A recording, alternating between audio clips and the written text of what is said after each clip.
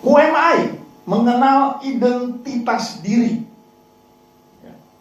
Ada seorang hamba Tuhan yang sekarang dia sudah di surga, pelajarannya gede sekali, ya, sangat luar biasa. Dia kasih tahu ada 5 pertanyaan penting bagi setiap orang di muka bumi ini yang harus dijawab. Yang pertama itu soal identitas. Siapakah saya ini? Who am I? Lalu yang kedua, asal muasal. Saya ini dari mana? Yang ketiga, kenapa saya ada di muka bumi ini? Itu bicara mengenai tujuan. Ya. Kemudian sehubungan dengan tujuan itu ada potensi yang Tuhan berikan. Jadi kalau kita hidup sesuai dengan tujuan yang Tuhan tetapkan buat kita, potensi itu akan pakai makin luar biasa. Dan yang kelima, menyangkut masa depan dan kehidupan selanjutnya. Kalau sejak awal kita paham, kita mengerti tuntunan Tuhan, tidak harus full time, tidak harus jadi pendeta, tapi kita ngerti ada pekerjaan baik yang Tuhan siapkan buat kita. Lalu kita masuk dalam track itu, tentu tiap orang berbeda-beda, tapi itu jalur yang paling aman, paling cocok buat kita. Di Alkitab itu ada Daniel, Sadrah, Mesakh, Abednego, bukan full timer, bukan pendeta, gak buat gereja, tapi dampak kehidupan mereka di Babel, khususnya Daniel, itu sangat luar biasa. Di situ saya ngerti, ya, masing-masing punya panggilan berbeda. Tentu ada yang dipanggil full time, tapi kalau kita dipanggil seperti Daniel, bahkan sekolah di Babel pun dilindungi Tuhan. Tentu ada harga yang harus dibayar. Ya, baca kisah Daniel, dia jaga hidupnya. Saya juga belajar bahwa tidak harus orang itu membujang untuk bisa dekat dengan Tuhan. Sebab Henokh itu menikah, dan selama 300 tahun berjalan dengan Tuhan, bergaul dengan Tuhan. Dalam 300 tahun itu dia punya anak laki-laki, punya anak perempuan. Jadi gak harus membujang kalau mau dekat dengan Tuhan, tergantung panggilan. Nah, selanjutnya yang perlu kita ingat adalah identitas kita di dalam Kristus. Apa yang Alkitab bilang tentang kita. Yakobus bilang begini, ya, kalau orang baca atau mendengar firman kemudian tidak melakukannya, dia seperti orang yang sedang bercermin, habis itu dia lupa. Ya, jadi Alkitab kita itu seperti cermin. Saya gak pernah bisa lihat hidung saya kecuali saya lihat cermin. Saya gak bisa lihat kuping saya kecuali saya lihat cermin, dan saya percaya cerminnya mengatakan demikian. Alkitab seperti itu. What the Bible says about me. Ya, nanti saya tunjukkan ayatnya, tapi saya terkesan dengan satu ayat di kitab Hakim-Hakim. Orang namanya Gideon itu penakut. Tapi ketika malaikat Tuhan menampakkan diri, Tuhan bilang, Tuhan menyertai engkau, hai pahlawan yang gagah perkasa, yang gagah berani. Nah, pilihannya mau percaya apa kata kita tentang diri kita, atau apa kata orang tentang kita, atau apa kata Tuhan tentang kita. Amen. Ya. Itu identitas kita. Galatia 2:20, namun aku hidup, tapi bukan lagi aku sendiri yang hidup, melainkan Kristus yang hidup di dalam aku. Dan hidupku yang hidup sekarang dalam daging adalah hidup oleh iman, by the faith of the Son of God. Hidup oleh iman anak Allah yang telah mengasihi aku dan menyerahkan dirinya bagiku. Berikutnya, ini menarik saudara ya. Kisah 11 ayat 26. Mereka tinggal bersama-sama dengan jemaat itu 1 tahun lamanya sambil mengajar banyak orang. Di Antiochialah murid-murid itu untuk pertama kalinya disebut Kristen. Kalau saudara, sekarang kan Alkitab kan sudah di ini ya, di gadget. Ya. Jadi tinggal ketik kata Kristen. Kalau Alkitab terjemahan baru, saya nggak tahu yang lebih baru lagi, tapi yang terjemahan baru yang biasa itu kita ketik kata Kristen, itu akan muncul kalau nggak salah 6 kali. Nah itu kalau diklik bahasa aslinya Kristianos. Kata itu muncul pertama kali di Kisah 11 ayat 26. Kristen itu bahasa aslinya Kristianos. Christian, like Christ. Christ itu diurapi. Jadi waktu orang-orang lain lihat, ini kok seperti Kristus. Ini diurapi hidupnya. Jadi mereka yang kasih label Kristen. Dan kadang-kadang kita terima itu, lalu kita lupa bahwa kekristenan itu bukan agama sebenarnya, tapi hubungan kita dengan Tuhan. Amen. Right. Tapi kita terbiasa KTP Kristen, agama Kristen. Jadi tanpa sadar mungkin kita menurunkan. Kita berpikir Kristen itu ya ibadah di gereja, beri persembahan, kebaktian. Itu label yang orang pasang, Kristianos. Kalau kita cek di bahasa aslinya cuma 3 kali disebut. Paulus nggak sebut itu. 2 kali di Kisah Rasul. Di sini sama waktu Raja Agripa bilang sama Paulus, hampir-hampir saja engkau yakinkan aku menjadi orang Kristen. Dan yang ketiga itu Saudara Petrus. Itu perlu pembahasan sendiri. Tapi yang saya mau katakan adalah begini. Tanpa sadar kita ini membiarkan diri kita diberi label oleh orang lain. Nah, identitas kita bukan sekedar selubung dari luar atau Kristianos dari luar yang orang berikan label buat kita, tapi setidaknya buat kita ada 3 hal tentang identitas yang perlu kita pegang. Dan kalau kita melayani Tuhan lebih lanjut, jadi 4, 5 dan seterusnya. Yang pertama adalah anak Allah. Identitas kita yang sudah terima Tuhan Yesus adalah anak Allah. Yohanes 1 ayat 12. Tetapi semua orang yang menerimanya diberinya exousia, kuasa, otoritas untuk menjadi anak Allah. Dan Tuhan Yesus di 4 kitab Injil selalu mengajarkan mengenai Bapa dan kamu. Kamu adalah anak Bapa. Bapa manakah di antara kamu yang memberi ular kalajengking atau batu ke anaknya kalau anaknya minta roti atau ikan? Jadi kalau kamu yang jahat tahu memberi yang baik kepada anak-anakmu, apalagi Bapamu yang di surga. Pernah sadari itu? Betapa luar biasanya kita disebut anak-anak Allah. Alkitab berkata di kitab Roma, di kitab Galatia, Allah mengutus roh anaknya itu. Roh Kudus masuk ke dalam hati kita. Kita menjadi lahir baru, ciptaan baru. Lalu roh itu mengajari kita untuk berkata, ya Aba, ya Bapa. Ucapan seorang anak kepada ayahnya yang paling dekat, yang pribadi. Saya pernah lihat foto John F. Kennedy tahun berapa ya, 60-an kali ya. Dia sedang kerja di mejanya di White House, Gedung Putih itu, difoto sama wartawan. Itu tumpukan kertas meja kerja dari presiden negara adikuasa yang sangat powerful. Mau ketemu dia tuh antrinya mungkin berapa lama, gak mudah. Tapi anaknya main di kolong meja. Itu anak. Tuhan kita tidak pernah kekurangan waktu untuk kita datang kepada Dia. Anytime. Gak perlu ngantri.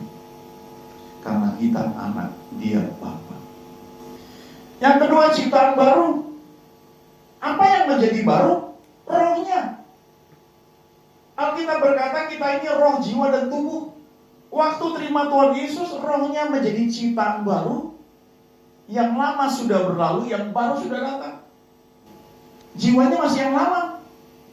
Rohnya sudah mengalami justification. Anak Allah. Tapi jiwanya membutuhkan waktu untuk sanctification. Nah, itu seumur hidup. Tapi status saya anak Allah. Yang ketiga, Paulus bilang, kewargaan kita adalah di dalam surga. Our citizenship is in heaven. Saudara dan saya ini ditempatkan di muka bumi ini, bagian sudah terima Tuhan Yesus, sebagai perwakilan Tuhan di muka bumi ini. Kita punya warga negara surga dalam dunia roh. Jadi kalau kita menyadari kita warga negara surga, seperti Paulus katakan di Filipi 3:20, maka ada banyak hak istimewa yang Tuhan sediakan. Amen. Kita dibedakan dari orang lain. Nah, yang keempat dan kelima ini untuk pertemuan selanjutnya, ya, bagi hamba-hamba Tuhan, ya, Yohanes 15 ayat 15, kita adalah sahabat Yesus. Wah, saudara ngerti itu ya. Sebenarnya saya diingatkan itu, Abraham itu sahabat Allah. Nggak sempurna dia, tapi statusnya dia sahabat Allah. Nah, Yesus bilang, kalau kita melakukan apa yang dia beritakan, kita adalah sahabat. Dan ada privilege bagi seorang sahabat. Ada hal-hal yang orang lain mungkin gak bisa, saudara bisa. Karena saudara sahabat. Slide berikutnya, ini cerita yang saya sebut tadi, pelajaran dari Gideon. Ya. Hakim-Hakim 6 ayat 11. Kemudian datanglah malaikat Tuhan dan duduk di bawah pohon tarbantin di Ofra, kepunyaan Yoas, orang Abiezer itu. Sedang Gideon anaknya mengirit gandum dalam tempat pemerasan anggur agar tersembunyi bagi orang Midian. Kenapa agar tersembunyi? Karena memang takut. Gideon itu penakut. Itu faktanya. Kemudian Hakim-Hakim 6 ayat 12, malaikat Tuhan menampakkan diri kepadanya dan berfirman kepadanya demikian, Tuhan menyertai engkau, ya pahlawan yang gagah berani. Padahal penakut. Ayat 15, saya lompat tuh langsung ya. Jawabnya kepadanya, Tuhanku, dengan apakah akan kuselamatkan orang Israel? Ketahuilah, kaumku adalah yang paling kecil di antara suku Manasye, dan aku pun seorang yang paling muda di antara kaum keluarga. Tapi malaikat Tuhan bilang, engkau pahlawan yang gagah berani. Nah, mau pilih mana? Ketika kita menghadapi fakta, realita, dengan apa kata Tuhan, pilih yang mana? Gideon penakut, sembunyi, paling kecil, paling muda. Tapi malaikat bilang, Tuhan menyertai engkau, hai pahlawan yang gagah berani. Dulu ada gerakan di timur, ya, air menjadi anggur, kemudian orang mati dibangkitkan, dan banyak sekali terjadi mujizat. Lalu satu ketika, karena seringkali mereka kalau perjamuan kudus, bukan kayak sekarang kita tinggal ke Indomaret, ya, beli itu minuman anggur di kotak gitu. Masa itu nggak ada. Nah, mereka tuh berdoa sehingga air putih menjadi anggur. Nah, salah seorang yang tumbuh di sana, ya, sekarang tinggal di Amerika, jadi hamba Tuhan. Dia cerita, teman-temannya bilang mereka berdoa air menjadi anggur. Dan dia sulit untuk percaya. Satu ketika teman-temannya bilang, ayo kita mau perjamuan, kita doain air menjadi anggur. Kamu ambil sendiri dari perigi, pakai ember kayu zaman dulu tuh. Lalu dia ambil, dia pegang, dia cagai. Lalu mereka bawa air itu dengan embernya, mereka doa. Dia tutup mata, embernya dia peluk, dan dia taruh dengan serbet itu, kain putih. Kain putihnya itu dibiarkan nyemplung, dan dia lihat masih putih. Tutup mata, doa lagi, dia buka, masih putih. Entah berapa lama, begitu dia buka mata, sudah jadi ungu. Dia bingung. Kok bisa? Lalu teman-temannya bilang, oh puji Tuhan, sudah jadi anggur yang manis. Ayo kita coba sebelum kita bawa ke pendeta. Lalu diambil satu gelas, masing-masing cobain. Teman yang satu coba, gimana rasanya? Aduh, manis sekali ini anggur, luar biasa. Teman kedua coba, manis sekali. Terus giliran orang ini suruh minum, dia minum, loh kok tawar? Warnanya memang ungu, tapi rasanya tawar. Dia bingung, semua bilang manis, dia sendiri yang merasakan tawar. Lalu teman berikutnya coba lagi, gimana manis? Semua bilang manis. Dia bilang, apa lidah saya yang salah? Lalu mereka bawa ke pendeta, mereka perjamuan kudus, dan ketika dibagikan sampai ke dia minum, itu manis. Dia bingung. Selesai ibadah, dia tanya temannya, kamu jujur sama saya ya, tadi anggurnya tuh gimana waktu kamu minum? Oh manis, enggak, bukan itu. Sebelum dibawa ke pendeta, waktu kita baru doa, air sudah jadi ungu, kamu rasa bagaimana airnya? Temannya ketawa, tawar. Oh, kamu bohong dong kalau gitu. Temannya bilang begini, ini pelajarannya. Saya lebih percaya apa kata Tuhan dibanding apa kata lidah saya. Lidah saya bilang ini tawar, Tuhan bilang itu manis. Saya putuskan percaya yang itu. That is faith. Itu iman. Ibrani 11 ayat 1. Iman adalah dasar dari segala yang kita harapkan dan bukti dari segala sesuatu yang tidak kita lihat. Iman itu, terjemahan Amplified Bible, menerima, mendeteksi sesuatu yang tidak dapat ditangkap oleh panca indera. Mata nggak lihat, hidung tidak mencium, telinga nggak mendengar, lidah tidak mengecap, kulit tidak merasa, tapi iman bilang ada. Saya tahu banyak orang di sini karena mata saya lihat.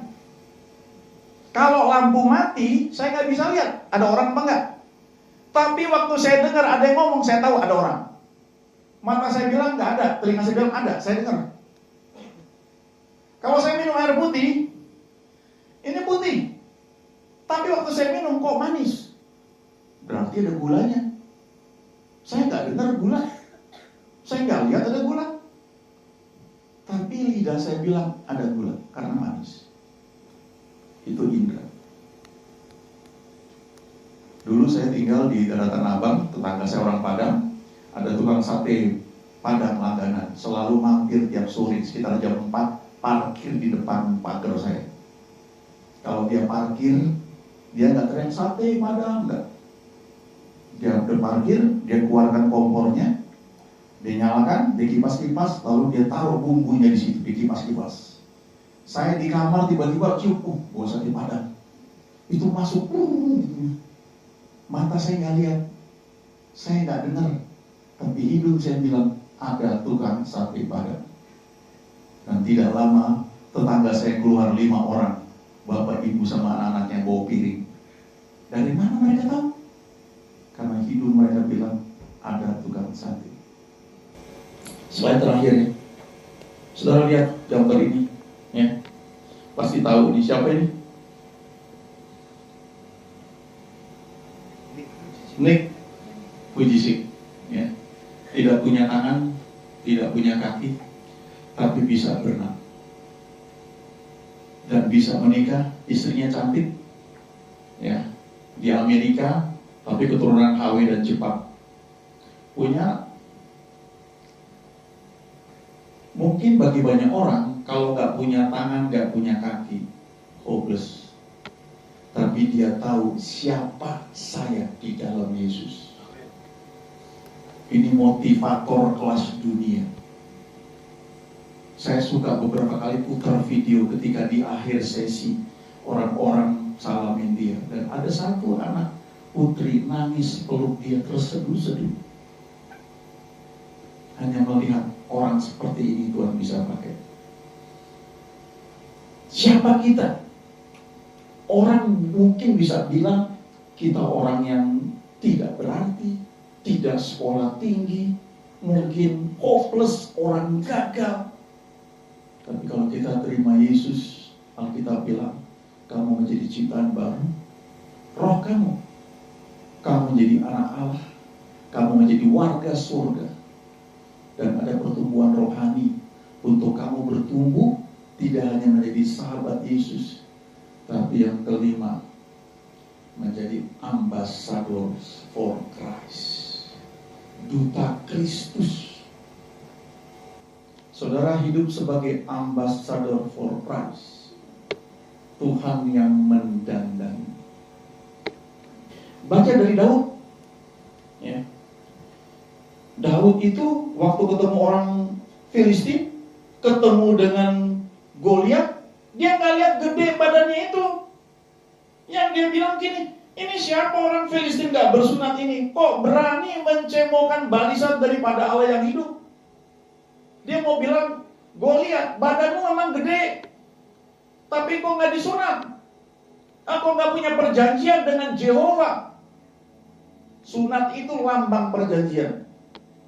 Dan Daud, walaupun dia ngomong, kepercayaan dirinya, gua memang kecil, tapi gua punya perjanjian dengan Jehovah, sebab gua disunat.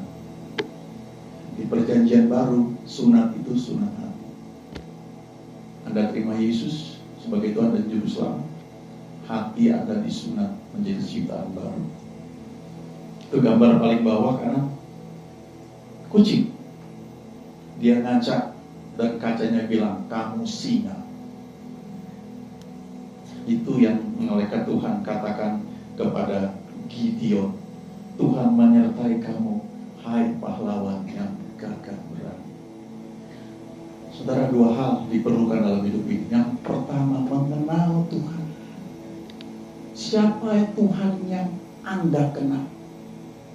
Siapa Tuhan yang saudara kenal?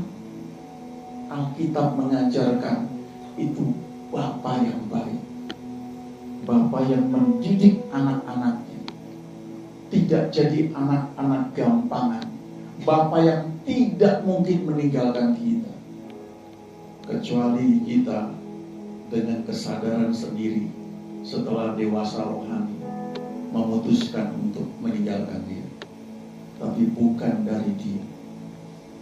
Yang kedua, kita belajar mengenal siapa kita, siapa saya menurut Tuhan, bukan apa kata orang. Saya anak Allah, ciptaan baru, saya warga kerajaan surga, saya sahabat Yesus, dan saya adalah duta Kristus, ambassador for Christ. Yuk bangkit berdiri, mari kita berdoa.